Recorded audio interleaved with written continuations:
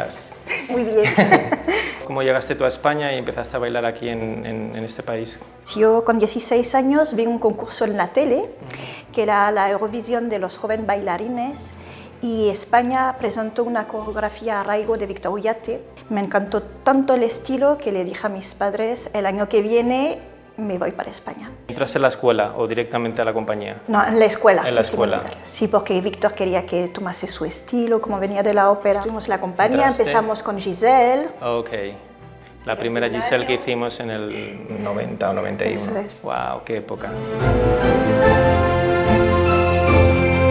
Yo la recuerdo, después de tantos años que han pasado y estuve en la compañía 10 años, una época muy bonita porque tengo unos recuerdos de haber tenido mucha conexión con los bailarines y bailarinas que había en ese momento. Veo las fotos de esa época y siempre me traen unos recuerdos enormes. ¿Tú ves alguna diferencia entre cómo se nos exigía a nosotros, por ejemplo, en una simple clase de ballet, a cómo han cambiado los profesores a la hora de enseñar? Sí, sí, totalmente. Yo estoy en Estados Unidos, llevo ya 20 años. Allí se enseña diferente. Primero, estoy en una organización mucho más grande. No es lo mismo estar dando clase en una escuela privada, donde uno tiene un poquito más su grupo de alumnos, le conocen bien, tiene un poquito más de control sobre el alumno en el sentido de que hay más conocimiento del alumno y el alumno más conocimiento del maestro.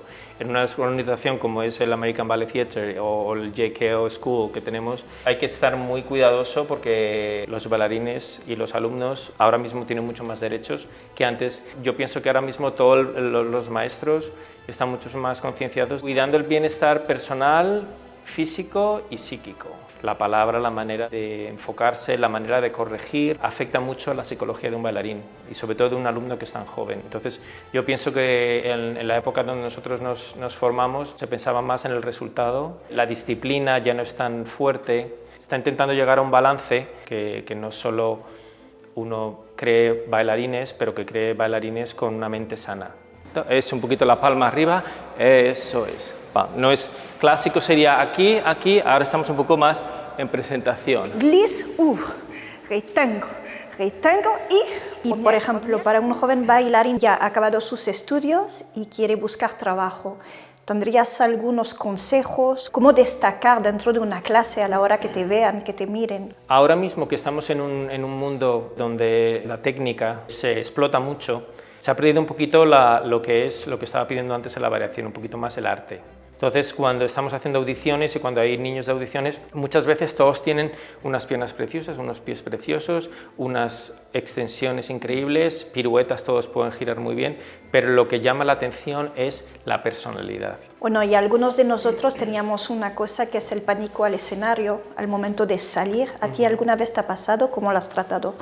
Más que pánico es los nervios. ¿Cómo lo hacía? Pues ensayando más. Y me pasa ahora porque yo trabajo con profesionales. Para mí el kit está en trabajar y ensayar para que luego cuando llegues al escenario y los nervios estén, tú todavía puedas demostrar pues, un poco de lo que se está ensayando.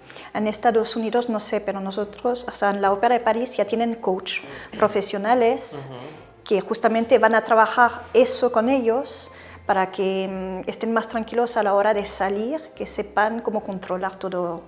Sí, hoy por ejemplo en la variación que tenía con los chicos ha habido un momento que le he dicho a uno de ellos, le he dicho respira y he hecho la respiración con él y he dicho déjalo soltar. ¿No? Sí, técnicas que hay de respiración, hay bailarines que tienen que respirar, hay otros que tienen que pegan 2 gritos justo en las cajas antes de salir para soltar todos los nervios. A ver, la preocupación de los padres es que si su hijo o hija quiere ser bailarina, ¿cuál es su salida laboral, económica? Sabemos que esa carrera puede acabar muy pronto, pero tenemos tu ejemplo, que después de ser un bailarín profesional, sigues a otro nivel, ya enseñas, ya eres director de repertorio en una compañía prestigiosa. ¿Qué les dirías para que no tengan ese miedo a que sus hijos no tengan una carrera más común?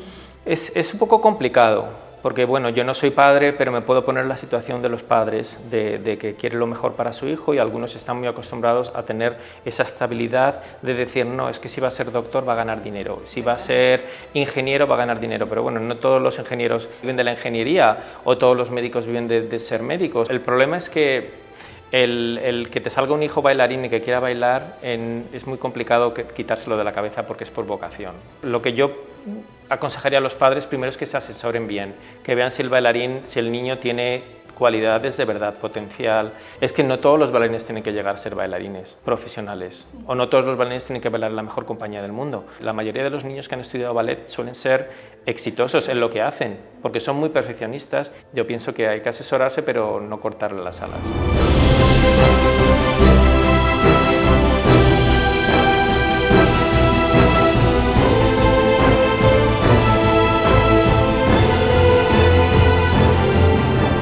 ¿Crees que la danza clásica es como el tronco del árbol? Es como un tronco, es tu base, la solidez de todo lo que te han enseñado durante más o menos 8 años y que después, si no puedes bailar por cualquier otra cosa, hay muchas ramas que salen del ballet clásico, un técnico de luces, un técnico de sonido, un profesor, un coreógrafo, ¿no? Sí, totalmente, porque además te crea sensibilidad. No siempre no es todo tan bonito, o sea, el ballet tiene sus momentos preciosos y muchas veces esos momentos preciosos no son los que el público ve, son los que tú pasas en un estudio o en una gira, otras veces por lesiones, porque somos personas humanas y no todos estamos perfectos durante el día, y luego sí, es verdad que llega un momento y ya se te olvida y dices, no, esto me encanta.